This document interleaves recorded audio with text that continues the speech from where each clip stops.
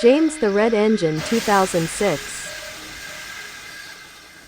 James is a mixed traffic engine.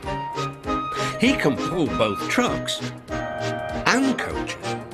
He's proud of his smart red paint, and so is his driver. Everyone says you brighten up their day, James.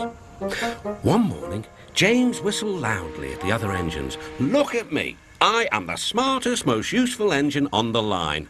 "Rubbish," replied Thomas. "We're all useful. The Fat Controller says so, and he's Sir Topham Hatt, head of the whole railway." "You know what, James?" added Percy. "What?" replied James. "You're getting all puffed up." James huffed away. Later, he was still boasting. "I'm the pride of the line." "I saw you pulling trucks today. You're only a goods engine," snorted Gordon. James was furious. "I pull coaches too." "Not as much as I do," grunted Gordon. "The Fat Controller has plans for me." James was only making this up, but Gordon believed him. "What plans?"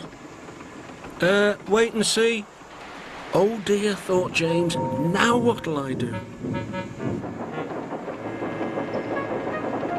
Thomas was shunting shining new coaches. "Good morning, James." "Are those coaches for me?" asked James hopefully.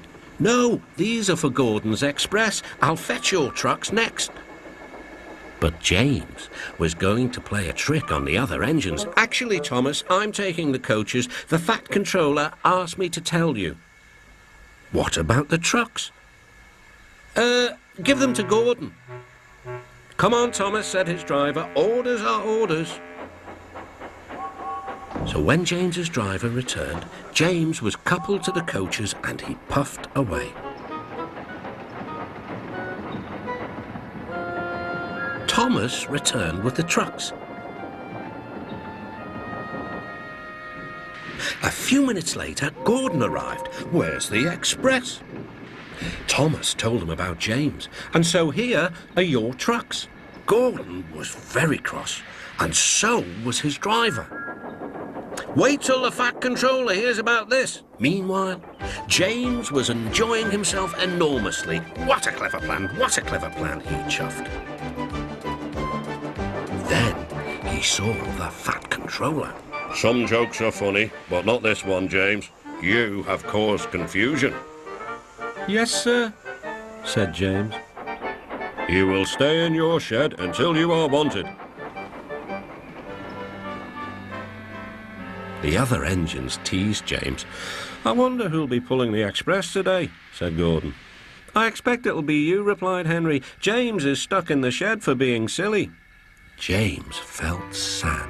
Next morning, he went back to work. "Hello," whistled Thomas. "Good to see you out and about again." "I'm sorry I tricked you," said James. "Are these my trucks?" "Yes," replied Thomas kindly. "They are pleased to have you back."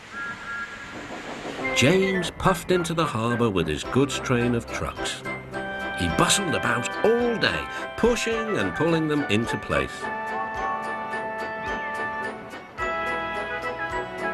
"Time to go home now, James," said his driver at last. "No trucks or passengers, just we two." But his driver was wrong. "Excuse me," called a man. "I have a meeting with Sir Topham Hatt, and I mustn't be late. May I ride back with you?"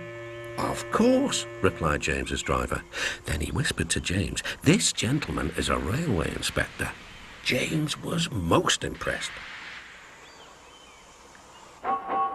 He steamed along the line as smoothly and as quickly as he could. The Fat Controller was waiting, and the railway inspector greeted him warmly. "This clever engine gave me a splendid ride. You must be proud of him." "Yes, indeed. James, once again, you are a really useful engine."